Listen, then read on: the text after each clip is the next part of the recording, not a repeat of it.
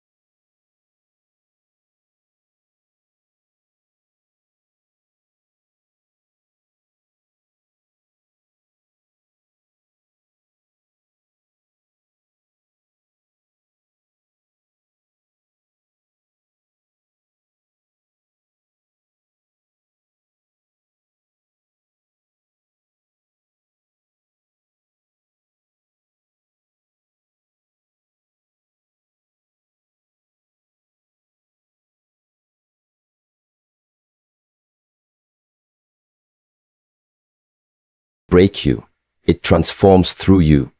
Like a spiritual alchemist, you don't store their pain, you filter it through the lens of compassion and return it lighter, softer, more bearable. You've learned to care without carrying, to feel without fragmenting. And this gift, this ability to hold space for suffering, isn't weakness, it's mastery. It means your soul has graduated from victimhood and now stands in the realm of healer, guide, and transforms through you. At times it's lonely. Like a spiritual At times alchemist, the weight of unspoken sorrow feels immense. You filter it but you've come to understand that this magnetism for pain isn't a curse, softer, more bearable. It's confirmation. You've learned to confirmation that your soul has evolved beyond self-centered survival and now serves as a vessel for collective healing. Space for suffering. You're not here to avoid pain. You're here to help dissolve it. And the pain that once broke you in other lives has now become your bridge to our collective healing. You carry the medicine not because you were spared the wounds, but because you survived them. And the pain that once broke side number 3 has now become your bridge to your relationships are more about growth than comfort. You spared the wounds, but because you surface. And in truth, it's been anything but easy. Because when your soul is in its final life cycle, then comfort you spared the wounds, but because you surface. And in truth, it's been anything but easy. Because when your soul is in its final life cycle, then comfort you spared the wounds, because you surface. And in truth,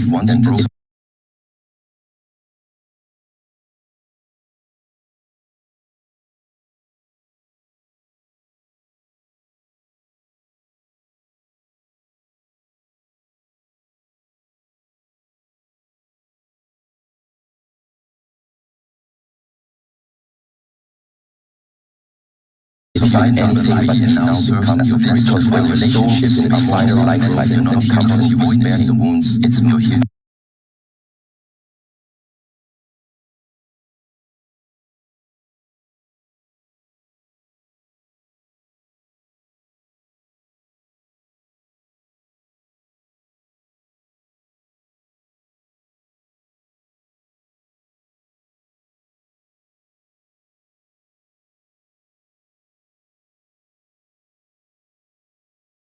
than stay in stagnation. You're not interested in surface-level connection. You crave depth, truth, and emotional accountability. You'd rather be alone than pretend, and because of that, your relationships are fewer, but far more potent. You don't cling to people, you learn from them. You don't resent endings, you respect their timing. You're not chasing soulmates, you're attracting reflections of your evolution. Each connection becomes a sacred mirror, showing you where you still need healing, where you've grown, and where you're ready to rise higher. Love, for you, is not a fairy tale, it's a furnace, and only the brave can stand in it with you. But in that fire, real transformation occurs, not just for you, but for them too. Because your energy doesn't just take, it teaches. Your presence invites others to rise, to awaken, to question, to stretch. And if they can't rise with you, you bless them and let them go, not with bitterness, but with gratitude. Because you understand what most people don't.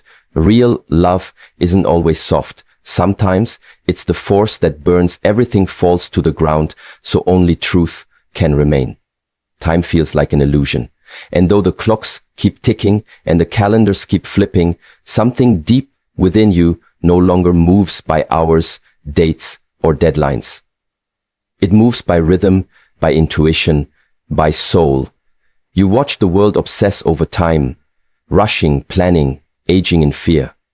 And yet you walk through it all like someone who remembers a secret, that this life is just one chapter in an endless book. Sometimes entire days pass like seconds, and other times a single moment stretches into eternity. So vivid, so full, it feels like it contains the whole universe.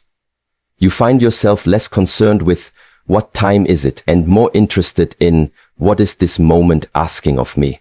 Because the more awake you become, the more you realize that time is not linear, it's fluid, it's sacred, and it bends around presence. People tell you to plan 5 years ahead, to meet deadlines, to chase the future like a prize. But your soul is far more interested in divine timing than scheduled outcomes. You sense when to move and when to wait, when to speak and when to listen. Not because a calendar told you, but because your inner knowing has become louder than the world's noise. Time no longer enslaves you, it dances with you. You notice how synchronicities arrive when you're still, how life responds when you're aligned, how magic enters the spaces where you stop trying to control everything. You're not lazy, you're listening. You understand that forcing life by the clock only creates resistance, while trusting the inner current brings effortless unfolding. Even aging feels different for you. You don't dread the passing years, because you don't see life as a countdown. You see it as a spiral of becoming. You might feel older than your age, or ageless altogether, because the soul doesn't wear watches. It carries wisdom from other lifetimes, and that wisdom tells you that time is not running out, it's expanding. And in your stillest moments, you sometimes wonder if this sense of timelessness is a sign that you're nearing the end of the soul's journey, that you've almost completed what you came here to do. Because when you stop chasing time and start honoring presence, that's when the soul is truly free. Sick number 5. You're drawn to solitude, not isolation. And that distinction has become one of the clearest signs that your soul is nearing its final life cycle. Because you no longer fear being alone. In fact, you crave it. While the world around you rushes to fill every moment with noise, distraction, and social validation, you find deep nourishment in stillness, in quiet spaces where no masks are needed and no roles must be played. It's not that you dislike people, you love deeply, you care intensely, but something within you understands that constant company can sometimes dilute clarity. You've realized that growth doesn't always happen in conversation. Often, it blooms in silence. Solitude, for you, is a sacred sanctuary where you reconnect with yourself, recalibrate your energy, and listen to the whispers of your inner wisdom that get drowned out by the volume of daily life. It's in these moments alone that truths surface, that your creativity awakens, that healing begins. Others might see your preference for being alone as withdrawal, but you know it's not a retreat. It's a return. A return to your essence, to your soul's voice, to the unfiltered version of you that doesn't need to entertain, explain, or perform. You walk through forests and feel communion.